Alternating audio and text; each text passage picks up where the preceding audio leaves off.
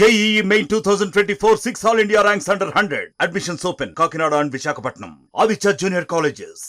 ఏ పంట కాలువ చూసినా ఏ డ్రైన్ చూసినా పరిశ్రమల యొక్క కాలుష్యంతో కంపు కొడుతున్నాయి, దుర్గంధం వెదజల్లుతుంది. ప్రమాదకరమైనటువంటి రసాయనాలను కూడా ఈ కాలువల్లోకి వదిలేస్తున్నారు.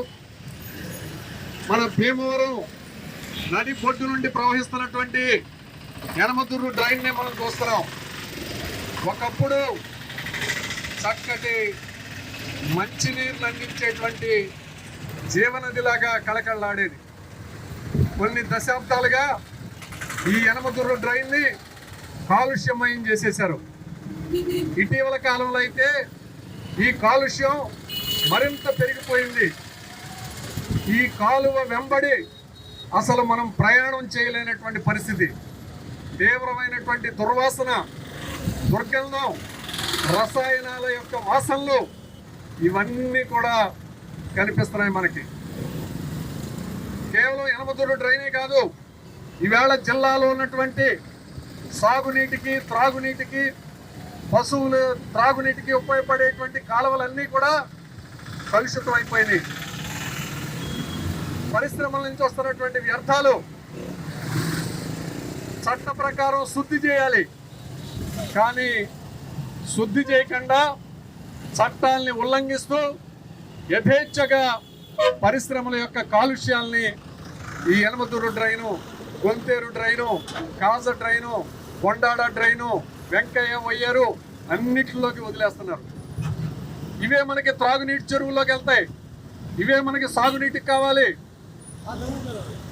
తణుకు ప్రాంతం నుంచి అయితే రసాయన పరిశ్రమల నుంచి వచ్చేటువంటి కాలుష్యాలు కూడా ఇందులోకి వదిలేస్తున్నారు.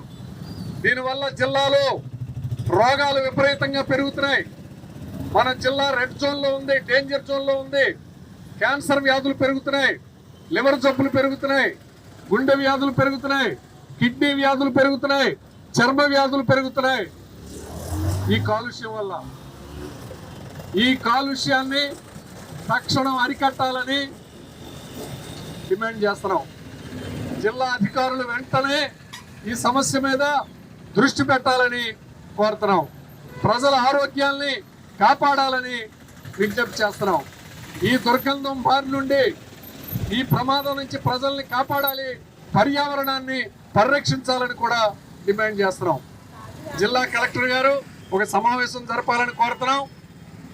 ఏ పరిశ్రమల నుంచి ఈ కాలువల్లోకి, డ్రైన్లోకి ప్రమాదకరమైనటువంటి వ్యర్థాలు చట్ట విరుద్ధంగా వదిలేస్తున్నారో ఆ పరిశ్రమలు గుర్తించాలి, చట్టపరమైనటువంటి చర్యలు తీసుకోవాలని కోరుతున్నాం.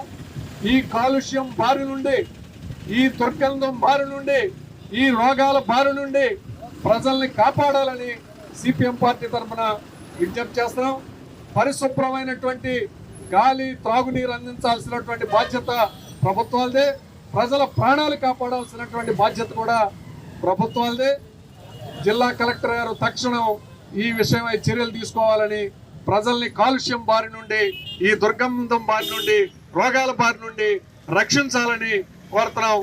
సిపిఎం పార్టీ ఆధ్వర్యంలో ఈ నిరసన కార్యక్రమాన్ని నిర్వహిస్తున్నాం.